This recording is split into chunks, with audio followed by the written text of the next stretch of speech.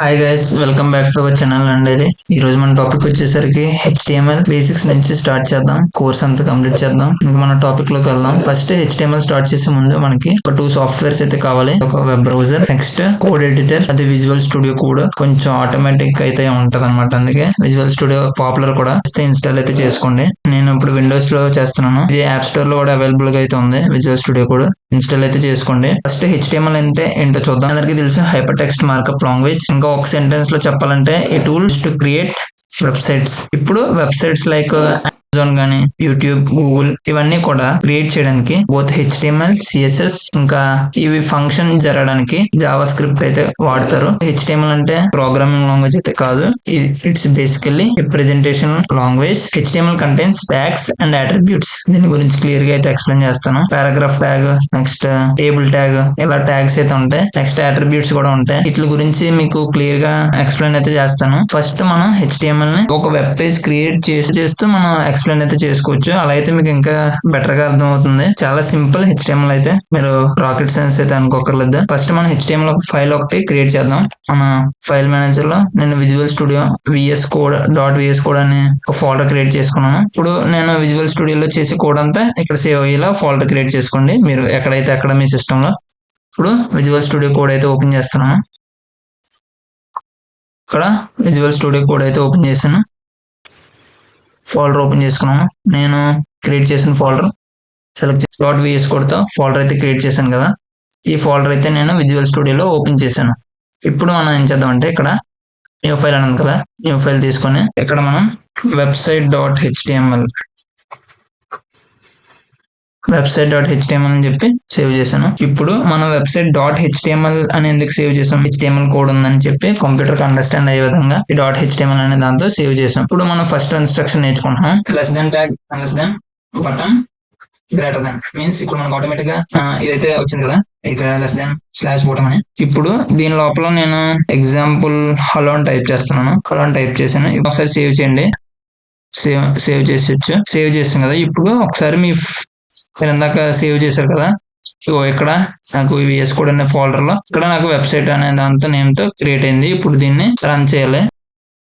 Open with Google chrome చేస్తాను. Google chrome లో అయితే ఓపెన్ అవుతుంది. చూడండి, హలో అనే బటన్ అయితే క్రియేట్ అయింది. క్లోజ్ చేస్తున్నాను. హలో అనే బటన్ అయితే క్రియేట్ అయింది. ఇప్పుడు హలో అనే బటన్ క్రియేట్ అయింది. ఇప్పుడు మనం ఏదైతే ఇన్స్ట్రక్షన్ ఇచ్చామో హలో అని క్రియేట్ అయింది. నెక్స్ట్ బటన్ ఇచ్చాం, ఆ బటన్ లోపల క్రియేట్ అయింది అనమాట. ఇది ఇన్స్ట్రక్షన్. ఇప్పుడు అది అక్కడ డిస్ప్లే అయింది. ఇప్పుడు మీకు ఇది సినారీ ఎలా వర్క్ అవుతుందో మీకు ఒక ఐడియా అయితే వచ్చి ఉంటుంది. ఇప్పుడు నెక్స్ట్ ఇంకొక ఇన్స్ట్రక్షన్ అయితే చూద్దాం. పారాగ్రాఫ్ ట్యాగ్ తీసుకున్నాను. P for paragraph. Here paragraph లోపల నేను వెల్కమ్ టు HTML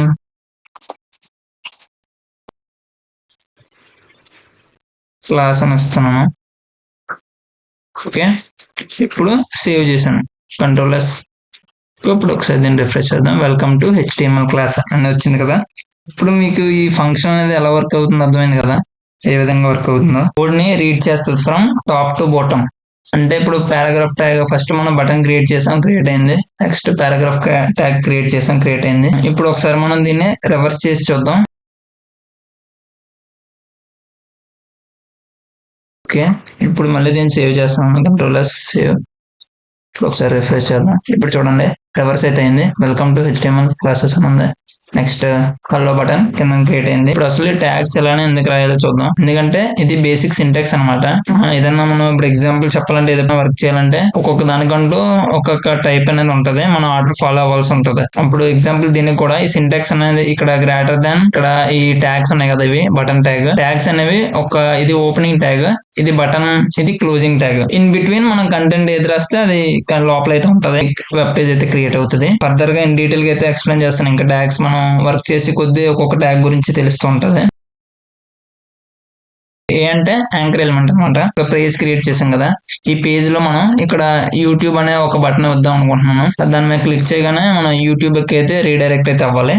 ఇప్పుడు అది ఎలా క్రియేట్ చేద్దాం ఒకసారి అయితే చూద్దాం. ఫస్ట్ మనం ఇక్కడ ఏ క్రియేట్ చేసాం కదా, లోపల యూట్యూబ్ అని ఇస్తున్నాను.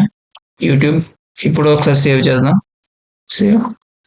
రిఫ్రెష్ చేద్దాం. ఇక్కడ యూట్యూబ్ అనేది క్రియేట్ అయింది. ఇప్పుడు యూట్యూబ్ మీద క్లిక్ చేయగానే నాకు డైరెక్ట్ గా యూట్యూబ్ కి అయితే రీడైరెక్ట్ అయితే అవ్వాలి. దానికి నేను ఏం చేస్తాను అయితే ఒకసారి చూడండి. ఇక్కడ యాంకర్ ఎలిమెంట్ ఉంది కదా, యాంకర్ ఎలిమెంట్ కి స్పేస్ ఇచ్చి H R E F equal to double quotes. ఇక్కడ నేను ఏం చేస్తానంటే యూట్యూబ్ URL కాపీ చేసుకున్నాను, Ctrl+V ఇక్కడ పేస్ట్ చేశాను. ఇప్పుడు ఒకసారి సేవ్ చేశాను. ఇప్పుడు ఇక్కడ చూడండి యూట్యూబ్ అనే సింబల్ కలర్ అయితే మారిపోయింది. సరే ఈ యూట్యూబ్ ట్యాబ్ అయితే క్లోజ్ చేసేస్తాను. ఇప్పుడు ఒకసారి యూట్యూబ్ ఆన్ చేసి చూద్దాం. ఇక్కడ చూడండి డైరెక్ట్ గా దాని మీద క్లిక్ చేయగానే నాకు యూట్యూబ్ అయితే ఓపెన్ అయిపోయింది. ఇప్పుడు ఇది ఎలా వచ్చిందో అయితే ఎక్స్ప్లెయిన్ చేస్తాను. ఒకసారి చూడండి, ఏ స్పేస్ ఇచ్చి హెచ్ఆర్ఈఎఫ్ డబుల్ కోట్స్ లో ఈక్వల్ టు ఇచ్చి డబుల్ కోట్స్ లో మనం కావాల్సిన URL అయితే ఇచ్చాం. దీన్ని బేసికల్ గా దీన్ని అయితే అట్రిబ్యూట్ అంటారు.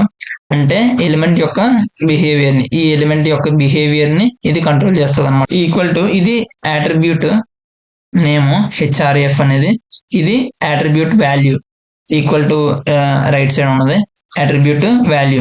ఇది బేసిక్ గా ఇది ఏం చెప్తుంది అంటే మనం దేన్ని మోడిఫై చేస్తున్నాం, యూట్యూబ్ అనే బటన్ మీద క్లిక్ చేయగానే ఏం జరగాలి, ఫంక్షన్ అనేది ఏం జరగాలో చెప్పడానికి దీన్ని హెచ్ఆర్ఎఫ్ అయితే వాడతాం. ఈ ట్యాగ్స్ లో కూడా మల్టిపుల్ ట్యాగ్స్ అయితే యూజ్ చేయొచ్చు. అది ఇంకా నెక్స్ట్ వీడియోలో అయితే చూద్దాం.